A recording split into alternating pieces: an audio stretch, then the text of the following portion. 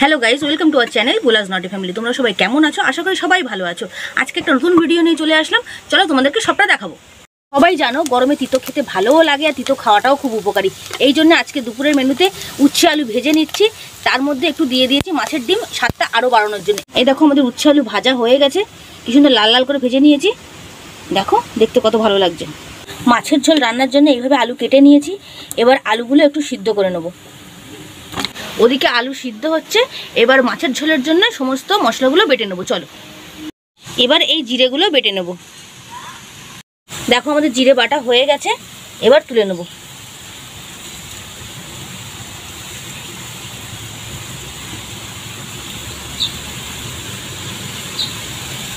আর এবার এই আদাগুলোকে বেটে নেব। দেখো আমাদের আদা বাটা হয়ে গেছে, এবার আদা বাটাটা তুলে রাখবো।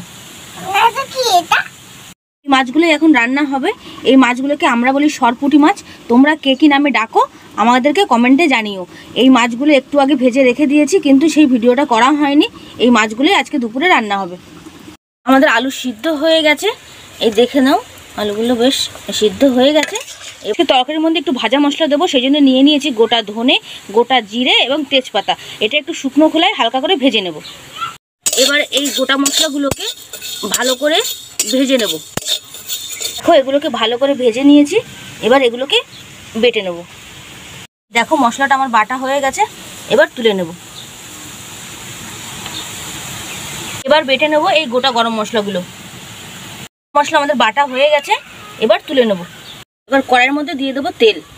তেল গরম হয়ে গেছে, এবার ফোড়নে দেব গোটা জিরে। এবার দিয়ে দেব আদা, তারপর দিলাম জিরে, দিলাম হলুদ, আর দেব লঙ্কা গুঁড়ো।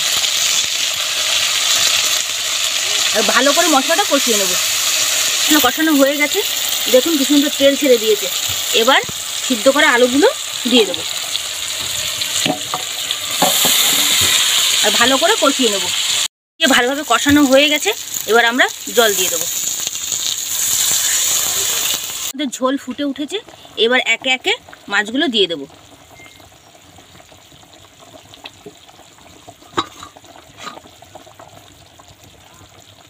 আর দেবো স্বাদ মতো লবণ। মাছ দিয়ে ঝোলটা কিছুক্ষণ ফুটিয়ে নেওয়ার পর এবার সেই ভেজে রাখা মশলা বাটাটা দিয়ে দেবো। মাছের ঝোল আমাদের রান্না হয়ে গেছে, এবার নামানোর আগে গরম মশলা দিয়ে নামিয়ে নেব। তো মাছের ঝোল রান্না হয়ে গেছে বন্ধুরা, দেখো কি সুন্দর দেখতে হয়েছে না? খেতেও মানে খুব টেস্টি হবে। খুব রান্না করবো লাউয়ের টক। প্রথমে দিয়ে দেবো কড়াইতে জল, এর মধ্যে দিয়ে দেবো একটু হলুদ আর দিয়ে দেবো লবণ। ঝোল ফুটে উঠেছে, এবার দিয়ে দেবো লাউ। এবার লাউয়ের টকটাকে নামিয়ে নিয়ে ফোড়নে দেব। এবার কড়াইতে দিলাম তেল।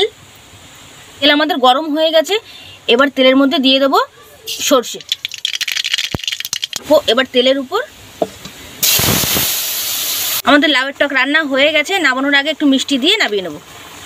লাউয়ের টক রান্না হয়ে গেছে বন্ধুরা, এই দেখো দেখতে ঠিক এমন হয়েছে। এটা খেতে কিন্তু খুব টেস্টি, যেমন টক টক মিষ্টি মিষ্টি। আর লাউ তো শরীর ঠান্ডা করে, গরমের দিনে খাওয়া কিন্তু খুবই উপকারী। আজকে আমাদের বাড়িতে দুপুরের মেনুতে এইগুলোই রান্না হয়েছে। এখানে আছে উচ্ছে আলু ভাজা মাছের ডিম দিয়ে, এখানে আছে মাছের ঝোল, আর এখানে হচ্ছে লাউয়ের টক। এগুলোই রান্না হয়েছে। আজকের ভিডিওটা বন্ধুরা এখানেই শেষ করছি। যদি আমার ভিডিওটা তোমাদের ভালো লেগে থাকে তাহলে অবশ্যই আমার চ্যানেলটিকে সাবস্ক্রাইব করো, লাইক করো, কমেন্ট করো আর বেশি বেশি করে শেয়ার করো। টাটা।